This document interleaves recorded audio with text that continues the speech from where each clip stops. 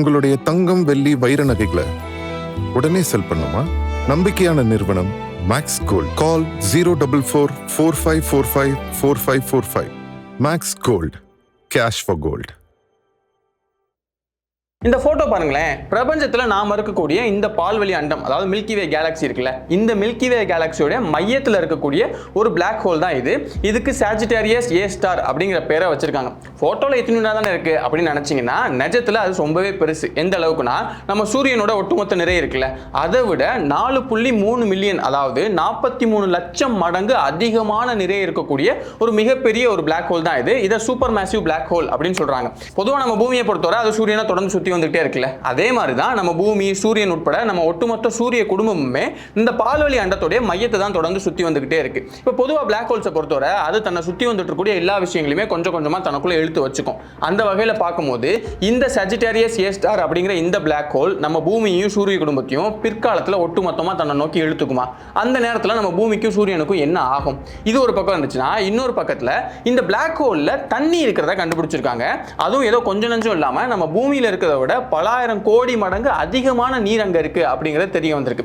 ஆனா அங்க அது நீரா இல்லாம வேற ஒரு நிலையில இருக்கு. இப்போ பிளாக் ஹோல்ல எல்லாத்தையுமே தனக்குள்ள இழுத்துக்கும்னா அந்த இடத்துல எப்படி நீர் இருக்க முடியும்? இது போக இந்த பிளாக் ஹோல் எப்படி உருவாகுது, இந்த மாதிரி இந்த பிளாக் ஹோலை பத்தின இன்னும் நிறைய இன்ட்ரெஸ்டிங்கான விஷயங்களை பத்தி தான் இன்னைக்கு நம்ம ஸ்ட்ரீட் வீடியோல பார்க்க போறோம்.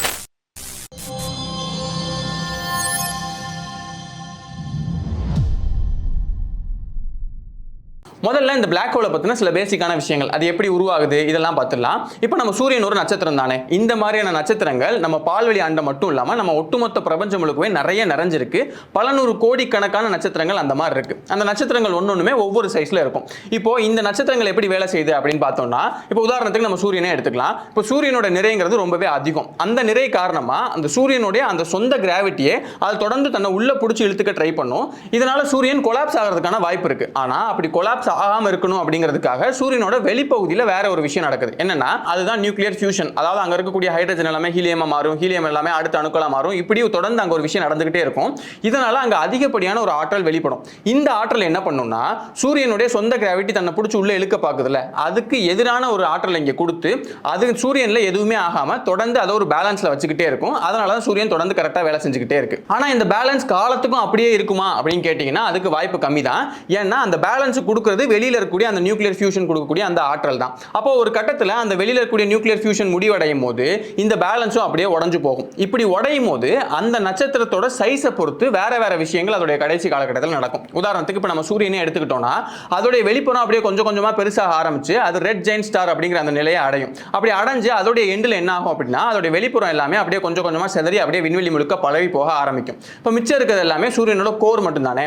அந்த கோரோட சைஸ் கொஞ்சம் கொஞ்சமா சுருங்க ஆரம்பிக்கும். ஏன்னா அதோட அதிகபட்ச கிராவிட்டி காரணமா அப்படியே கொஞ்சம் கொஞ்சமா சுருங்க ஆரம்பிச்சு சைஸ்ல நல்லாவே சின்னதாகி கடைசியா ஒயிட் டுவார்ஃப் ஸ்டார் அப்படிங்கிற அந்த நிலையை அடையும். நம்ம சூரியன் மாதிரி சைஸ்ல இருக்கக்கூடிய நட்சத்திரங்கள் எல்லாமே இந்த ஒயிட் டுவார்ஃப் ஸ்டார் நிலையை தான் அடையும். இதுவே நம்ம சூரியனை விட 8 ல இருந்து 20 மடங்கு பெருசா இருக்கக்கூடிய நட்சத்திரங்களை எடுத்து பார்த்தோம்னா அது நியூட்ரான் ஸ்டார் அப்படிங்கிற நிலையை அடையும். இந்த நியூட்ரான் ஸ்டார் எப்படி உருவாகுது, இதுக்கு பின்னாடி என்னென்ன விஷயங்கள்லாம் நடக்குது, அதெல்லாத்தையும் பத்தி நாமளே ரொம்ப டீடைலா வீடியோ பண்ணிருக்கோம். அதை நீங்க பார்க்கணும்னு நினைச்சீங்கன்னா அதுக்கான கார்டு கூட நான் மேல தரேன். அதை கிளிக் பண்ணினா நீங்க அந்த விஷயங்களை பத்தி தெரிஞ்சுக்கலாம். சரி, இப்போ இந்த 20 மடங்கை விட அதிகமான நிறைவுள்ள நட்சத்திரங்கள் இருக்கும்ல, அது அதோட கடைசி காலகட்டத்தை அடையும் போது தான் அதோடைய கோர் கொஞ்சம் கொஞ்சமா சுருங்க ஆரம்பிச்சு அது அந்த பிளாக் ஹோல் அப்படிங்கிற அந்த நிலையை அடையுது. இங்க என்ன நடக்குதுன்னா, முன்னாடி மிகப்பெரிய ஏரியால அதோட ஒட்டுமொத்த நிறையும் அப்படியே பரவி இருந்துச்சு.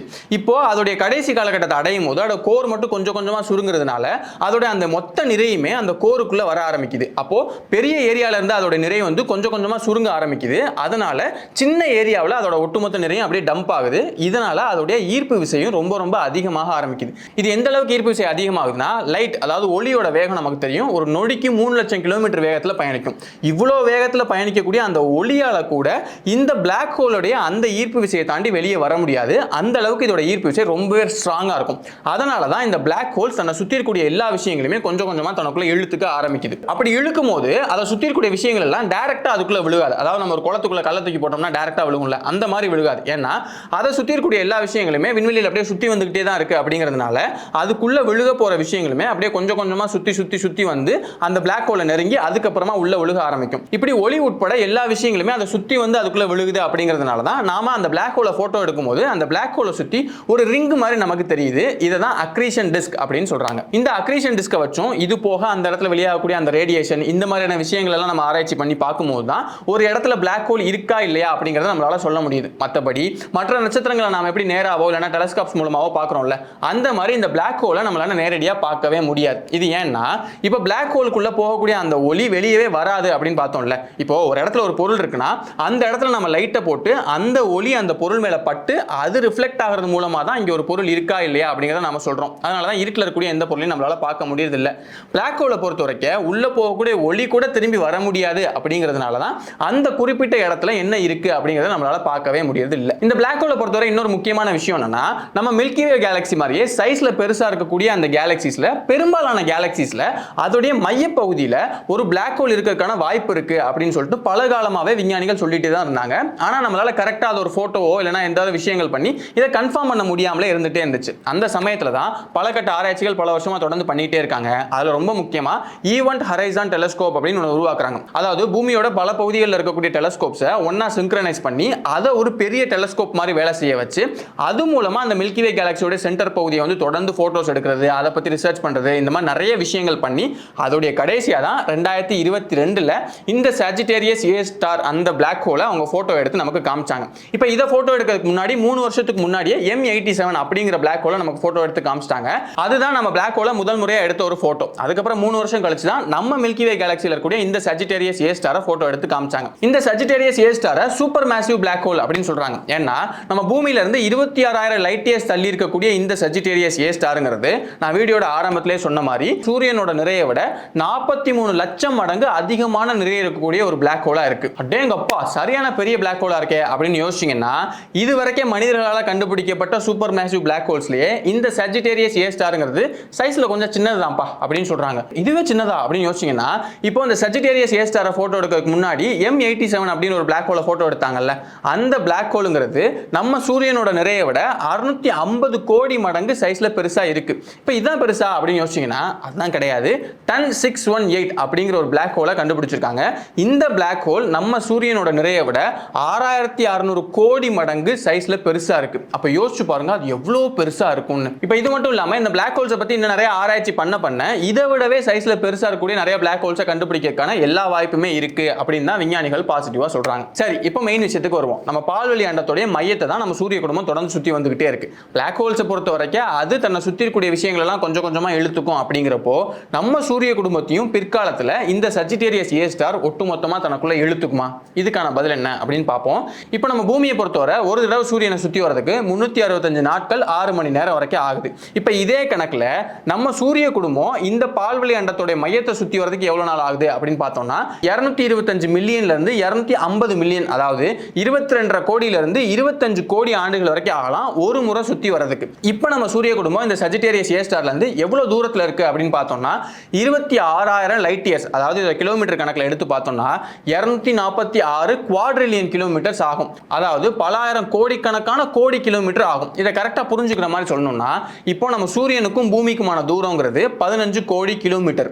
இதுவே அதிகம் அப்படின்னு நினைச்சீங்கன்னா இதை விட 160 கோடி மடங்கு அதிகமான தூரத்துல தான் நாம இருக்கோம். அதாவது நம்ம ஹியூமன் பிரெயினால டக்குன்னு யோசிச்சு கூட பார்க்க முடியாத அளவுக்கு மிக மிக அதிகமான தூரத்துல தான் இந்த சஜிட்டேரியஸ் ஏ ஸ்டார்ல இருந்து நாம இருக்கோம். இவ்வளவு அதிக தூரத்துல இருக்கிறதுனால இந்த சஜிட்டேரியஸ் ஏ ஸ்டாரால டைரக்டா நம்ம பூமியோ இல்ல சூரிய குடும்பத்தையோ அப்படியே டக்குன்னு பிடிச்சி இழுத்து உள்ள முழுங்கிட முடியுமானா இப்போதைக்கு அதால பண்ணவே முடியாது. தன்னை சுத்தி ரொம்ப நெருக்கமா இருக்கக்கூடிய மற்ற கோள்களையும் மற்ற ஸ்டார்ஸையும் தான் கொஞ்சம் கொஞ்சமா இந்த சஜிட்டேரியஸ் ஏ ஸ்டார் தனக்குள்ள இழுத்துக்கிட்டே இருக்கு. அப்போ இந்த பிளாக் ஹோலோட எஃபெக்ட் நம்ம சூரிய குடும்பத்துல இல்லவே இல்லையா அப்படின்னு கேட்டீங்கன்னா அப்படி நம்ம சொல்ல முடியாது. ஏன்னா இப்போ இந்த பிளாக் ஹோலுக்குன்னு ஒரு மிகப்பெரிய அளவுக்கான நிறைய இருக்கு. இது போக நம்ம சூரிய குடும்பத்துல இன்னும் நூற்றுக்கணக்கான கோடிக்கணக்கான நட்சத்திரங்கள், பிளானட்ஸ் இதெல்லாமே இருக்கு. இப்போ இது எல்லாத்தோட நிறையெல்லாம் சேர்ந்து தான் நம்ம மில்கி வே கேலக்சியோட அந்த ஆர்பிட்டை முடிவு பண்ணிருக்கு. அப்படி பார்க்கும்போது நம்ம பூமி உட்பட நம்ம ஒட்டுமொத்த சூரிய குடும்பத்தோட அந்த ஆர்பிட், அந்த மில்கி வே கேலக்சியோட மையத்தை சுத்தி வந்துட்டு இருக்குல்ல, இப்படி சுத்தி வரக்கூடிய அந்த ஆர்பிட்டை ஏதோ ஒரு வகையில் நேரடியாகவும் சரி மறைமுகமாகவும் சரி இந்த சஜிட்டேரியஸ் ஏ ஸ்டார் முடிவு பண்ணிருக்கு. இது போக இந்த பிளாக் ஹோல்ஸ்ல எனர்ஜி பஸ்ட் வெளியாகும். அதாவது x-ray, gamma ray, infrared radiation இதெல்லாமே இந்த பிளாக் ஹோலோட மேலையும் கீழையும் ரொம்ப அதிகமான அளவுக்கு அப்பப்போ வெளியாகும்.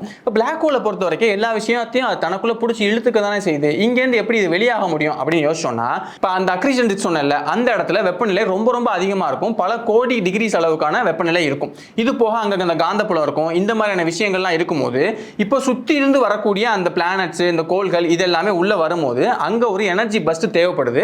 அந்த எனர்ஜி பஸ்ட் காரணமாக தான் அதுக்கு மேலேயும் கீழேயும் பலாயிரம் கோடி கிலோமீட்டர் அளவுக்கான ஒரு ரேடியேஷன் தொடர்ந்து இருந்துகிட்டே இருக்கும். இந்த எனர்ஜி பஸ்ட் வெளியாகும் போது என்ன ஆகுதுன்னா, இப்போ பொதுவாகவே இந்த அக்ரீஷன் டிஸ்க்கு வெளியில இருக்கக்கூடிய இடங்கள்ல உங்களுக்கு புதுசா ஸ்டார்ஸோ இல்லைனா வந்து பிளானட்ஸோ தொடர்ந்து உருவாகிக்கிட்டே இருக்கும். இப்போ இந்த மாதிரி இருக்கக்கூடிய சமயத்தில் உங்களுக்கு எனர்ஜி பஸ்ட் அதிகமாக வெளியாகுதுன்னா அந்த சமயத்தில் இந்த பகுதிகளில் புதுசாக இருக்கக்கூடிய ஸ்டார்ஸோ பிளானட்ஸோ உருவாக்கான வாய்ப்பு ரொம்ப ரொம்ப கம்மியாகுது. அதுவே இந்த எனர்ஜி பஸ்ட் கம்மியாக இருக்கக்கூடிய நேரங்களில் இங்கே புதுசாக ஸ்டார்ஸோ பிளானட்ஸோ உருவாக்கான வாய்ப்பு அதிகமாகுது. இன்னைக்கு தேதியில் சஜிட்டேரியஸ் ஏ ஸ்டாருங்கிறது மற்ற பிளாக் ஹோல்ஸ் ஒப்பிடும்போது கொஞ்சம் இன்ஆக்டிவாக தான் இருக்கும். ஆனால் அதுவே ஒரு காலத்தில் இது ரொம்பவே ஆக்டிவாக இருந்திருக்கணும், அந்த சமயத்தில் எனர்ஜி பஸ்ட் ரொம்பவே அதிகமாக வெளிப்பட்டிருக்கும். அப்படி வெளிப்பட்ட சமயத்தில் இந்த சஜிட்டேரியஸ் ஏ ஸ்டார் நம்ம மில்கிவே கேலக்சியில் எந்தெந்த பகுதிகளில் அதிகமான பிளானட்ஸும் ஸ்டார்ஸும் உருவாயிருக்கணும், எங்கே கம்மியான ஸ்டார்ஸ் உருவாயிருக்கணும் அப்படிங்கிறத மறைமுகமாகவும் நேரடியாகவும் அது கண்டிப்பாக டிட்டர்மைன் பண்ணியிருக்கும் அப்படிங்கிற மாதிரி தான் விஞ்ஞானிகள் சொல்கிறாங்க. சரி, இப்போ கடைசி விஷயத்துக்கு வருவோம். இந்த பிளாக் ஹோல்ஸில் தண்ணி இருக்குன்னு சொன்னாங்கல்ல, அது என்ன கதை அப்படின்னு இப்போ பார்ப்போம். இப்போ இந்த மாதிரி தண்ணி இருக்கிறதுங்கிறது சூப்பர் மேசிவ் பிளாக் ஹோல்ஸ் சொன்னோம்ல, அது எல்லாத்துலேயுமே இந்த பிளாக் ஹோல்ஸை சுற்றி இருக்கக்கூடிய பகுதிகளில், அதுலேயும் ரொம்ப குறிப்பாக இந்த அக்ரீஷன் டிஸ்க் அதுக்கு வெளியில் இருக்கக்கூடிய பகுதிகள், இந்த பகுதிகளில் தண்ணி இருக்கிறதுக்கான வாய்ப்பு இருக்குது அப்படின்னு சொல்கிறாங்க. அதை கன்ஃபார்மும் பண்ணுறாங்க. ஆனால் அங்கே அது தண்ணியாக இல்லாமல் நீராவி மூலக்கூறுகளாக இருக்கிறதுக்கான வாய்ப்பு தான் இருக்குது. ஏன் அப்படின்னா, இப்போ அக்ரீஷன் டிஸ்கை பொறுத்த வரைக்கும் அங்கே வெப்பநிலை ரொம்பவே அதிகமாக இருக்கும். இது மட்டும் இல்லாமல் அங்கே வந்து இன்ஃப்ராரெட் ரேடியேஷன் இருக்குது, காமா ரேஸ் இருக்குது, இதெல்லாமே இருக்கிறதுனால அங்கே வெப்பநிலை இன்னுமே ரொம்பவே அதிகமாகுது. இப்போ அந்த பிளாக் ஹோலுக்குள்ள மற்ற ஸ்டார்ஸ் பிளானட்ஸ் இதெல்லாமே வந்து சேரும்போது அங்கே இருக்கக்கூடிய அந்த மூலக்கூறுகளிலும் அங்கே இருக்கக்கூடிய அந்த ஆட்டம்ஸும் கொஞ்சம் கொஞ்சமாக ஒன்னோட ஒன்று இணைய ஆரம்பிக்குது. அந்த வகையில் ஆக்சிஜனும் ஹைட்ரஜனும் ஒன்றா சேர்றதுக்கான வாய்ப்பு ரொம்பவே அதிகமாகுது. அப்படி சேரும்போது தான் அங்கே நீர் மூலக்கூறுகள் உருவாகுது. அந்த நீர் மூலக்கூறுகள் அங்கே இருக்கக்கூடிய வெப்பநிலை அதிகமாக இருக்கிறதுனால நீராவி மூலக்கூறுகளாக மாறுது. இதில் இன்னொரு விஷயம் நம்ம என்ன கவனிக்கணும்னா, அக்ரீஷன் டிஸ்கோட உள்பகுதியில் இந்த மாதிரி ஹைட்ரஜன் ஆக்சிஜனும் ஒன்றா சேரும்போது அது நீராவி மூலக்கூறுகளாகவும், அதோடைய வெளிப்பகுதிகளில் அந்த சேரும்போது அது ஐஸ் கட்டி மாதிரியான நிலையிலையும் இருக்கு அப்படிங்கிற மாதிரி நமக்கு தெரிய வருது. மற்றபடி அந்த பிளாக் ஹோலுக்கு உள்ளேயோ இல்ல அந்த பிளாக் ஹோலை ஒட்டி இருக்கக்கூடிய அந்த ஈவென்ட் ஹொரைசான்லயோ தண்ணி இருக்கிறதை இப்போ வரைக்கும் நாம கண்டுபிடிக்கல. இப்படி இந்த பிளாக் ஹோலை சுத்தி தண்ணி கண்டுபிடிச்சதுல எங்க ரொம்ப அதிகமா கண்டுபிடிச்சிருக்காங்க அப்படின்னு பார்த்தோம்னா, APM 08279 + 5255 அப்படிங்கிற ஒரு பிளாக் ஹோல் இருக்கு. இது நம்ம சூரியனோட நிறையை விட 200 கோடி மடங்கு அதிகமான நிறையுள்ள நல்ல சைஸ்ல பெருசா இருக்கக்கூடிய ஒரு பிளாக் ஹோல். இந்த பிளாக் ஹோலை சுற்றி இருக்கக்கூடிய பகுதிகளில் தான் நம்ம பூமியில் இருக்கிறத விட 140 ட்ரில்லியன் மடங்கு அதிகமான நீராவி மூலக்கூறுகள் இருக்கு அப்படிங்கிற மாதிரி நமக்கு தெரிய வந்திருக்கு. பொதுவாக அந்த பிளாக் ஹோல்ஸை பொறுத்தவரை நம்ம அதை பற்றி தெரிஞ்சுக்கும் போது எல்லாமே அது தொடர்ந்து அதிகமான ஆச்சரியங்களையும் இன்னும் நிறைய கேள்விகளையும் தான் தொடர்ந்து கொடுத்துக்கிட்டே இருக்கும். இப்போ இந்த வீடியோல எடுத்துக்கிட்டோம்னா 2-3 பிளாக் ஹோல்ஸ் பற்றி பார்த்தோம். அதுல டன் 618 தான் இதுவரைக்கும் கண்டுபிடிச்சதுலேயே மிகப்பெரிய பிளாக் ஹோல் அப்படின்னு பார்த்தோம்ல. இதை பற்றி விஞ்ஞானிகள் ஆய்வு பண்ணும்போது அவங்களுக்கு நிறைய கேள்வி வருது.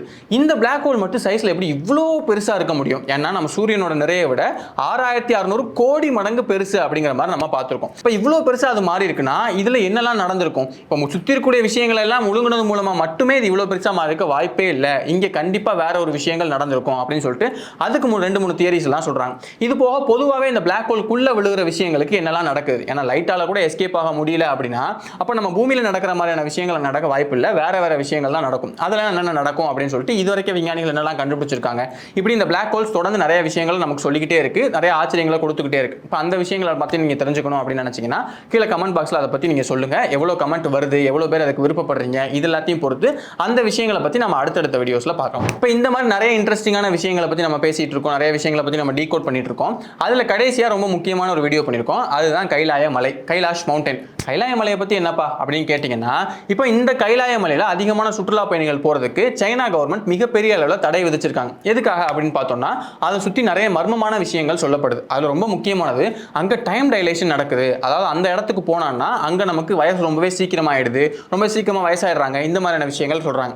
இது போக அந்த மலைக்கு கீழே 2 ஏரி இருக்குது. அந்த ஏரியை நம்ம எடுத்து பார்க்கும்போது ஒரு ஏரி ஒரு உப்பு தண்ணி ஏரியாவும் இன்னொரு ஏரி நல்ல தண்ணி ஏரியாவும் இருக்கும். அது எப்படி ஒரே இடத்துல இருக்கக்கூடிய ஏரிகள் ஒன்று உப்பு தண்ணி ஏரியாவும் இன்னும் நல்ல தண்ணி ஏரியாவும் இருக்கு. இப்போ இது மதம் சார்ந்த விஷயங்கள் அப்படின்னு சொல்லப்பட்டாலும் கூட இன்னொரு பக்கத்தில் இது நிறைய மர்மங்கள் இதை சுற்றி சொல்லப்பட்டுட்டே இருக்கு. அந்த மர்மங்கள்லாம் என்னென்ன, அதோடைய உண்மைத்தன்மை என்ன, இது எல்லாத்தையும் பற்றி ரொம்ப டீட்டெயிலான ஒரு வீடியோ பண்ணியிருக்கோம். அந்த விஷயங்களை பற்றி நீங்கள் தெரிஞ்சுக்கணும்னு நினச்சிங்கன்னா அதுக்கான லிங்க் நான் சைடில் கொடுக்குறேன். அதை கிளிக் பண்ணிங்கன்னா நீங்கள் அந்த விஷயங்களை பற்றி தெரிஞ்சுக்கலாம். இன்னொரு நாள் இன்னொரு வீடியோ சந்திக்கிறேன்.